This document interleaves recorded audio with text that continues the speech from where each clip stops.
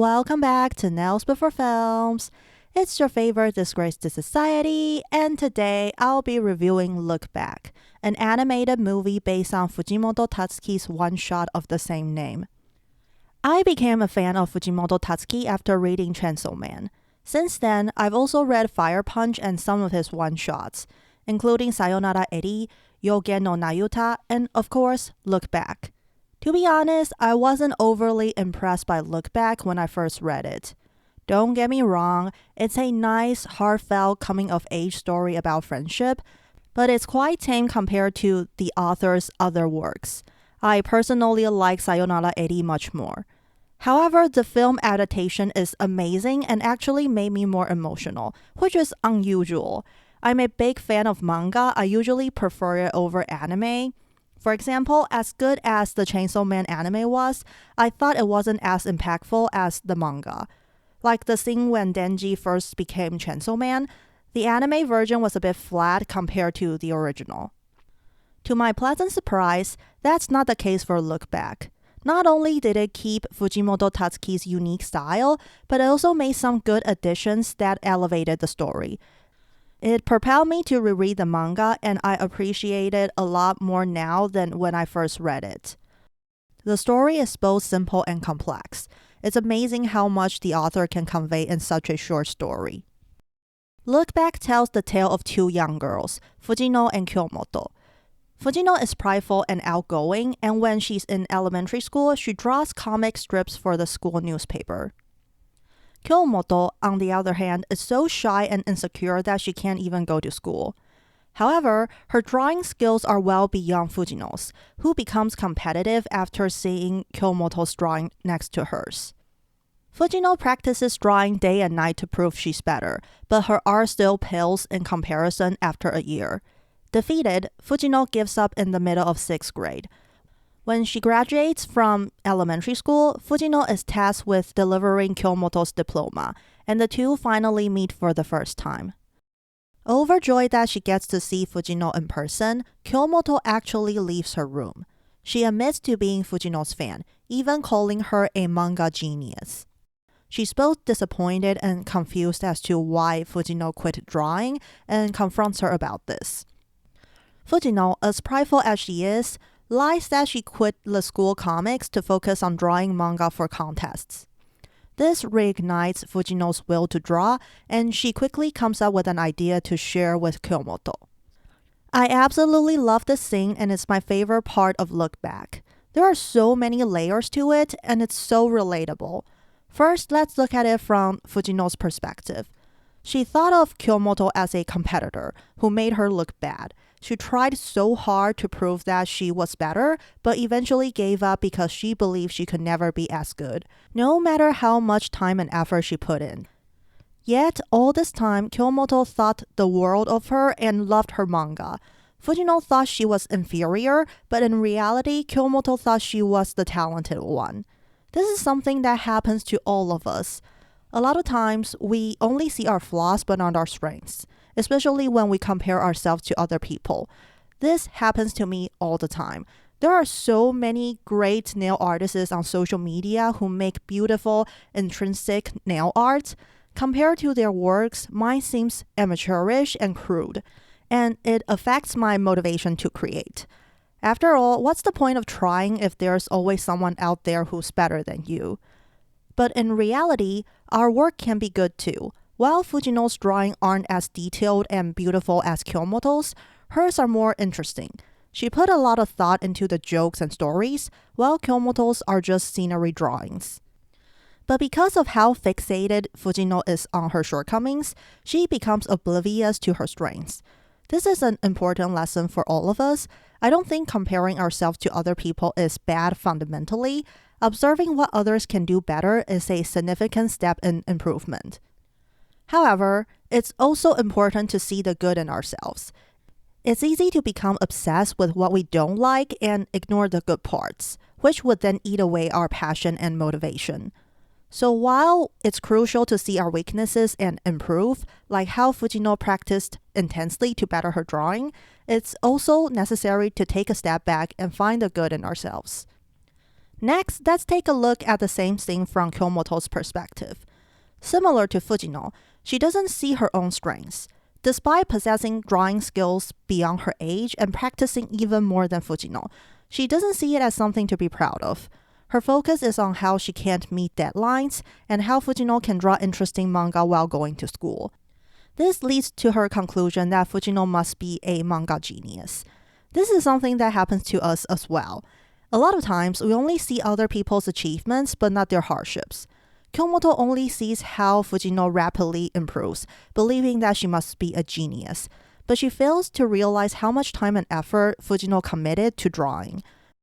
Not only did she sacrifice her social life, leisure time, and school grades, but she also had to endure doubts from the people around her. Kyomoto saw none of this and ignorantly contributed Fujino's improvements to talents.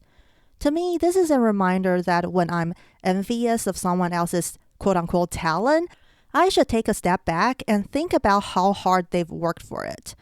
Most of the time, it's not as effortless as it seems. Instead of being jealous, I should aspire to work just as hard. I really love the scene of Fujino and Kyomoto's first meeting. It's simple yet conveys so much from both girls' perspectives. Over the next year, the two girls work together to finish Fujino's manga, which wins an award. The two continue to draw one-shots during their middle school and high school years. And before they graduate, they are offered the chance to start an ongoing series. Fujino enthusiastically takes up the offer, but Kyomoto, who wants to attend art school to hone her skills, can't help her with the series.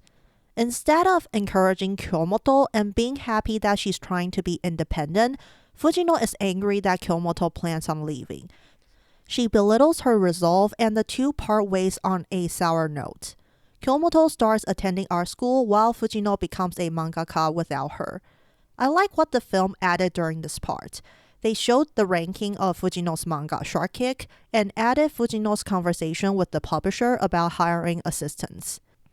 These scenes are not in the manga, but I think they're great additions. It shows that after going pro, it's not a smooth sail for Fujino. Her manga isn't a hit right away, and maybe it's because she's getting used to creating without Kyomoto. Even after Shark Kick becomes popular, she still has trouble finding assistants who work well with her. It's apparent that she doesn't enjoy drawing as much as she did when working with Kyomoto. It shows that Fujino also depended on Kyomoto, just as much as Kyomoto depended on her, which makes the next part even more heartbreaking. Fujino learns through the news that there has been an attack at Kyomoto School, and she later receives a call from her mom, which confirms that Kyomoto is one of the students who has been killed. Fujino stops drawing manga and blames herself for bringing Kyomoto out of her room. This is where the story becomes a bit supernatural. We see an alternate reality where Kyomoto didn't leave her room on the day Fujino delivered her diploma, and the two never met. However, she still developed a love for drawing and decided to attend art school. Same as the original timeline, the school was attacked by a man who thought his work was plagiarized, but this time, Fujino, who went into karate instead of manga, appeared and saved the day. Kyomoto recognized her and asked again why she had given up on manga, to which Fujino replied that she recently started again. Kyomoto went home and drew a comic strip of Fujino saving her, which ended up with Fujino from the original timeline. I was pretty confused by this part when I read the manga. Is this Fujino's imagination, or is it an alternate reality? What was the point of showing us this possible happy ending? So is it better for Kyomoto to have stayed in her room that day?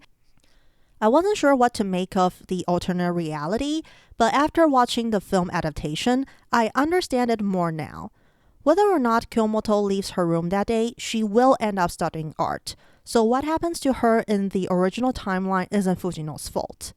More importantly, Fujino realizes she's the one who needs Kyomoto instead of the other way around. Although in the alternate reality, Fujino said she started drawing again. That was quite possibly a lie like she did in the original timeline. Without Kyomoto, Fujino may have given up drawing for good while Kyomoto would have gone to art school regardless. Fujino never would have drawn the one-shots, let's become a pro eventually. After seeing the comic strip, Fujino finds the courage to go inside Kyomoto's room, where she discovered that Kyomoto has been supporting her series, even after they parted ways. Fujino realizes the reason why she draws is because of Kyomoto. She admits that she never liked drawing manga, but she does it because she likes doing it with Kyomoto. Realizing that Kyomoto has always supported her, Fujino finds the will to draw again, and the story ends with her continuing to work as a mangaka. It's a bittersweet ending, but something that all of us have to go through. At some point in our lives, someone important to us will leave. Whether it's a family member, a lover, or a friend, we might be devastated, even lose our will to continue. But it's important to remember how these people have supported us and keep going. Not just for ourselves, but for the ones who left too. I know it sounds cheesy, but it's true, and I love the way Look Back presents this. It doesn't lecture you on how to deal with losses, and no one ever tells Fujino that she should move on or pull herself together. She keeps going because she realizes how much Kyomoto means to her and decides not to betray her support. It's a reminder that instead of focusing on what we've lost, it's important to remember what we've always had. Besides the masterful retelling of the story in anime format, some things are actually more effective in the film. For example, when Fujino was practicing, the film conveys better how much time and effort she put in, while the manga is more subtle. If you look closely, you'll see the books on her shelf increase from one panel to another in the manga. The film, on the other hand, has close-up shots of the shelves, and you clearly see the number of books increasing over time. I also appreciate the film keeping Fujimoto Tatsuki's exaggerated expressions and movements, and they did an amazing job translating them into animation. One thing I love about Look Back, both in the manga and anime, is how realistic it is. For example, after practicing intensely for a year or so, Fujino didn't become amazing at drawing. Her skills are still on an elementary school level, and I love that. Although it's disheartening to see little progress after working hard, sometimes you have to trust the process. Fujino thought her improvements were insignificant and she wasn't talented enough, but in the end, she became a professional mangaka. It's tough to keep working when things don't seem to work out, but sometimes we have to power through and continue to try. That's basically my thought on the film adaptation of Look Back. Please check it out. It's honestly a visually impressive and heartfelt movie that anyone can relate to. You can find it on Prime Video, and the movie is under an hour. It's really worth your time. Hope you guys like my review and nails.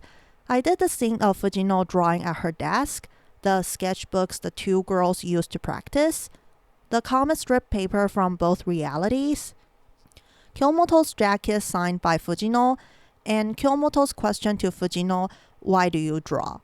As always, like, subscribe, hit that notification bell, comment, share, do what you want. Keep nailing it and go read Sayonara 82, people. It's another great one-shot from Fujimoto Tatsuki.